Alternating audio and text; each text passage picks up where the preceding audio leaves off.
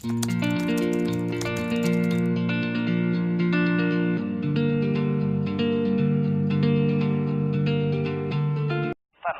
pertama adalah orang Kristen yang menentang Tuhan.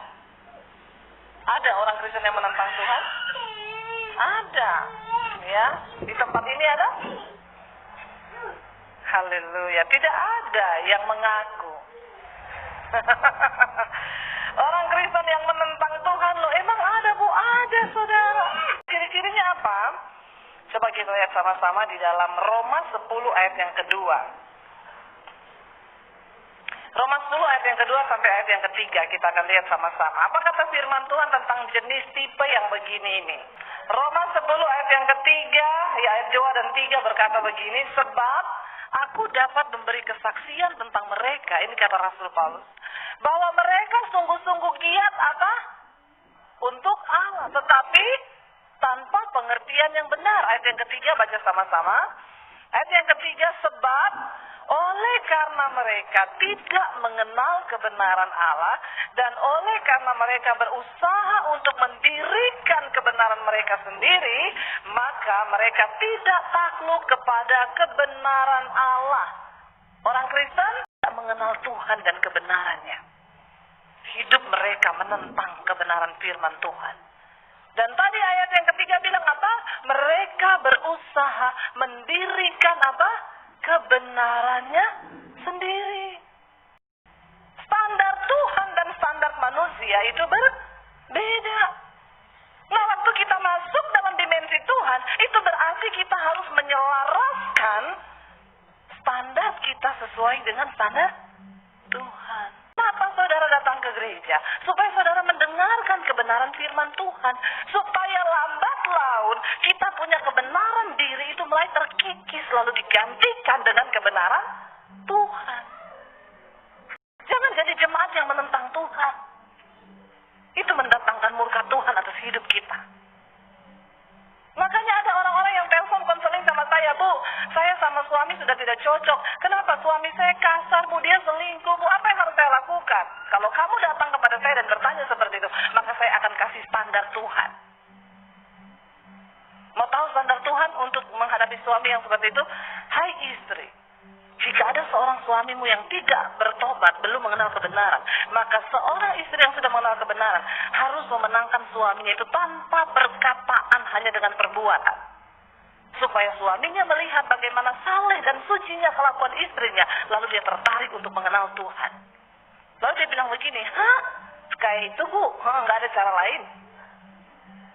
Ada, berdoa, berbuat baik kepada suami. Nggak mau Bu, saya mau cerai. Nah itu kebenaranmu. Kalau kebenaran Tuhan itu begini. Jenis yang kedua adalah jenis orang Kristen tipe orang percaya. Mulai agak manis ini, ya, percaya. Tapi apakah itu berkenan? Coba kita lihat di dalam Yakobus. Yakobus 2 ayat 19 dan ayat 20. Apa kata firman Tuhan tentang orang yang percaya? Baca sama-sama. Engkau percaya bahwa hanya ada satu Allah saja, itu baik. Tetapi dan saudara percaya setan juga? Jadi kalau level imanmu cuma percaya berarti satu level sama? Amin apa amin? Ayat 20 bilang apa? Coba kita baca. Ayat 20, hai manusia yang bebal, maukah engkau mengakui sekarang bahwa iman tanpa perbuatan adalah iman yang kosong? Kiri nggak ngerti. Itu baik, kata firman Tuhan. Tapi setan juga percaya. Jadi jangan mau satu level sama setan. Nah ini Kristen yang ketiga ini. Nah kita mau mencapai di sini adalah Kristen yang mengenal Tuhan, mengenal hati Tuhan, ya. Di sana dikatakan, coba kita baca sama-sama Galatia 4 ayat yang ke-8. Saudara, tahu dan mengenal itu beda.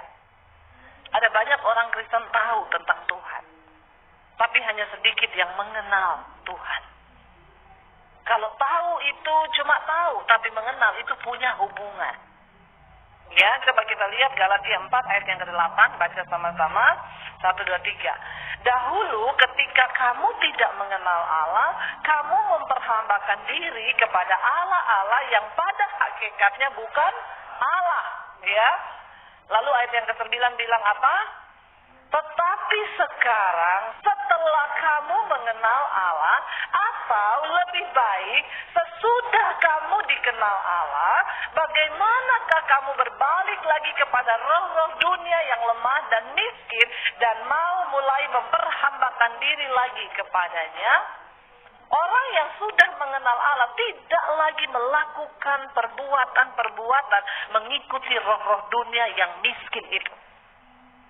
Masih hidup dalam kedagingan, masih hidup dalam hawa nafsu. Ayat tadi bilang, setelah kita mengenal Allah, atau lebih baik setelah Allah mengenal kita.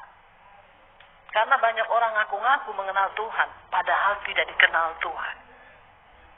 Mengerikan. Yesus berkata, nanti aku akan datang kembali. Orang-orang bilang, Tuhan, aku melakukan mujizat demi namamu, aku sembuhkan orang, aku doakan orang mati bangkit demi namamu. Tuhan bilang, hanya engkau, aku tidak mengenal engkau.